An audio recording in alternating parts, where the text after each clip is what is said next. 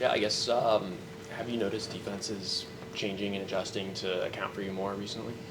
Um, I wouldn't say necessarily. I think that it's just the game plan changes every week for us, and sometimes there's opportunities and sometimes there's not. I don't think that last week Kentucky was really doing anything to bracket me or anything. I think that we just in the game plan we had was to attack different areas of their defense, and there were opportunities for me. Sometimes it just didn't come to me, and that's fine. We won the game, so that's ultimately what matters, and so we got a W, and that's good. So. Can you talk us through that kind of QB sneak, the trick play? Talk about like what goes into that. Yeah, we actually did that last year in New Mexico State Okay. against Louisiana Tech. But yeah, I've had a lot of reps under center, and so I think that's just a good way to catch the defense off guard instead of showing an obvious QB sneak and they all pack the gaps and stuff. Just a good way to catch them off guard and get a first down. So. What'd you do in the offseason to improve as a blocker?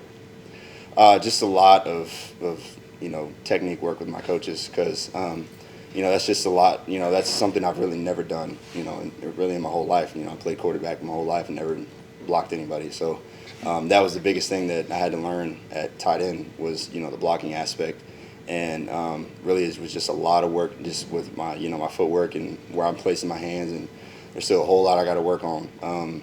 Because there's a lot of plays where I leave blocks out on the field that I could have done a lot better, and so still a work in progress, and I'm still trying to get better with that. So. Can you talk a little bit about your relationship with Cole Spence, how you guys work with each other?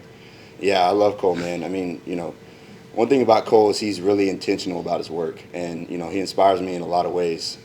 Just the way that he attacks every single day, and the way he takes in information. He's a really smart kid, and you tell him one thing and he picks it up right away. He's never gonna miss any assignments. He's never gonna make the wrong calls. His technique's gonna be perfect every play. So, I take a lot of inspiration from him, especially because he's had a lot of reps at doing this stuff, and so he teaches me a lot of things, and especially in the blocking game and stuff like that. So. When you guys have like these long drives and you're winning time of possession, do you ever sense or notice like any frustration from the defense and opponents when you guys are doing that?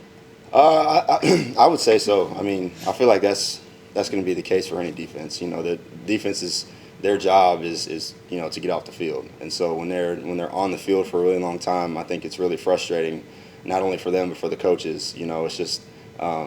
The tiredness starts to set in, and then we just kind of use that to our advantage, I think. But yeah, I think you can definitely tell they get a little frustrated, and I think that's why our offense has been so good this year so far. So.